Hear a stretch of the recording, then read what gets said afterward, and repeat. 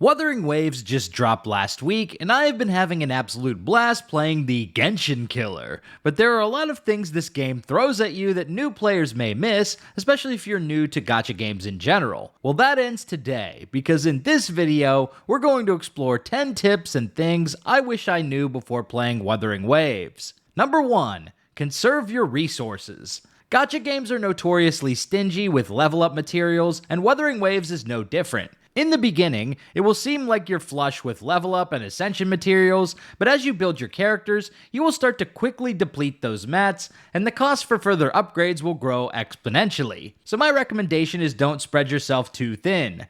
Focus on building 2 to 3 characters to their max potential at the start, and don't invest resources into any other characters for the time being. You'll eventually need to build 3 separate teams for endgame content, but you won't need to worry about that right now, as it will take time to get there anyway. Learn to walk before you run a marathon over there, Chief. As for who you should build, that's going to vary depending on your account, but you'll primarily want to focus on your main DPS, and then either a sub-DPS, buffer, or healer, depending on which units you have and which ones you like. Personally, I built up the Rover first, and then eventually got Genshin as my main 5-star DPS / solo sustainer. I also invested a few levels into Baiji for spot healing, but I haven't built her past level 40, and probably won't put any more levels into her for now. Number 2, prioritize leveling up Union level and databank. At the beginning of Wuthering Waves, you'll be inundated with tutorials, new game modes, open world exploration, as well as the story.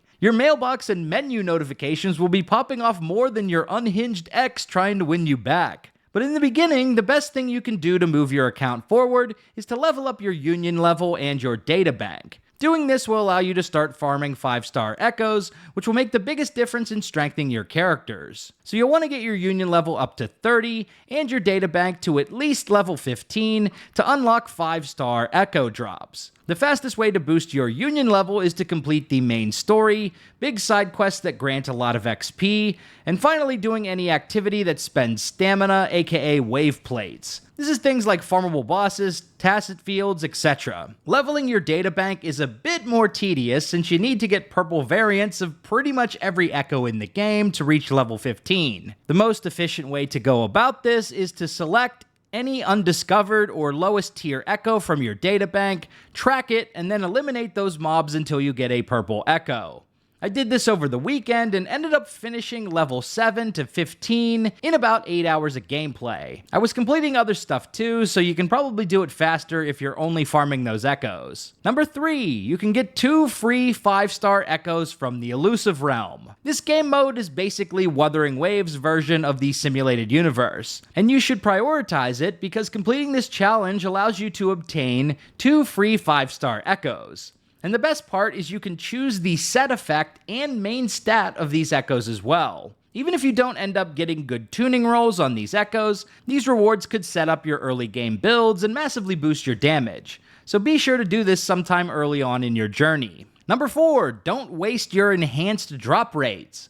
A lot of players probably miss this because it's buried below the fold in a menu toggle inside your databank. This is like menu inception here, but every week you will have a boosted drop rate for farming Overlord and Calamity class bosses in the world. So for instance, at databank level 15, your first 15 boss kills of the week have an 80% chance of dropping an echo instead of the base 20% chance. This is huge, so you don't want to waste this killing bosses whose echoes you don't need for the main characters you're building. This week I've been trying to build up my Genshin, so I farmed the Windset Gorilla boss 15 times, this dude going apeshit over here, and I ended up getting 5 golden echoes, which actually wasn't that good of a drop rate now that I think of it, so hopefully you'll have better luck than I did. Number 5, how to spend your Waveplates in the early game. Your daily stamina, or Waveplates, is limited to 240 per day, and there are a lot of challenges vying for your resources, so here's my back-of-the-napkin tier list of what activities you should prioritize in the early game. First is the weekly boss challenges like Scar and the Bell Tortoise.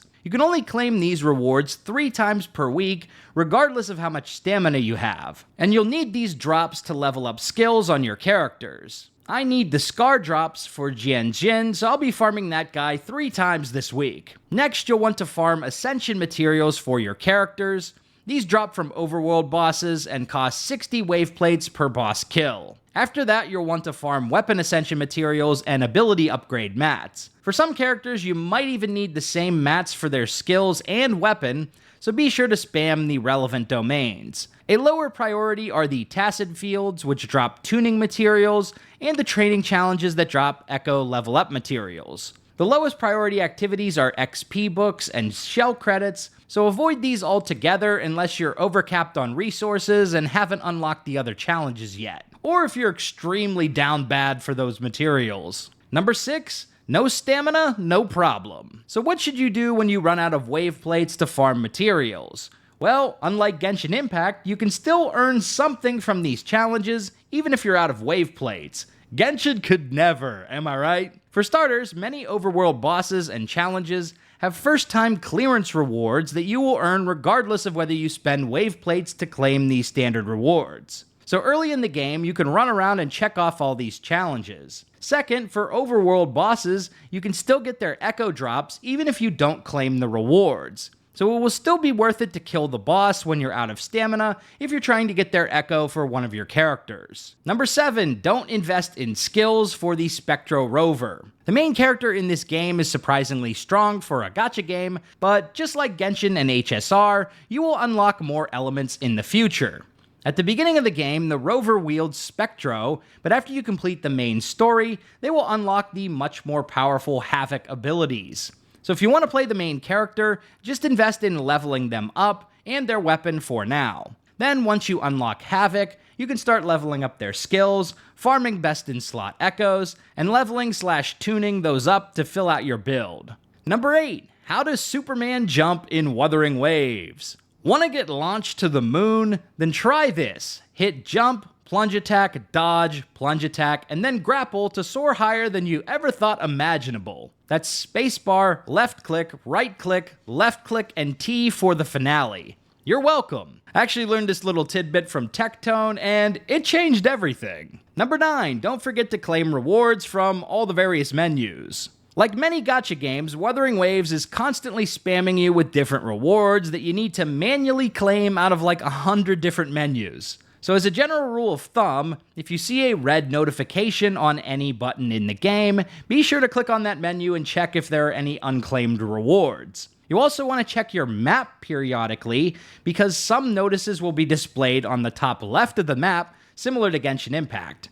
Things like Pioneer Exploration Progress and Sonance Caskets will show up here. Number 10, don't sweat the meta. Right now, a lot of theory crafters are cooking up their builds and team comps on how to maximize damage in Wuthering Waves. The tier lists are getting pumped out and the meta is emerging. But personally, I throw most of that stuff into the garbage and focus on building the units that I like the most. For instance, a lot of people are saying that Verena is a top tier support, but you know what? I don't care for lolly characters, so I don't want to get her and I'm not building her. I'd rather have the smoking hot Ice Mama Baija instead. So that's my healer, not Nahida from Wish. At the end of the day, Wuthering Waves is a fun game, so just focus on enjoying the experience rather than stressing out about all these guides, including my own. So there you have it, 10 things I wish I knew before playing Wuthering Waves. If you like this video, be sure to subscribe to Big Dan Gaming. I mainly cover RPGs, but I've been enjoying Wuthering Waves, so I figured I'd make a few videos and see what happens. And as always,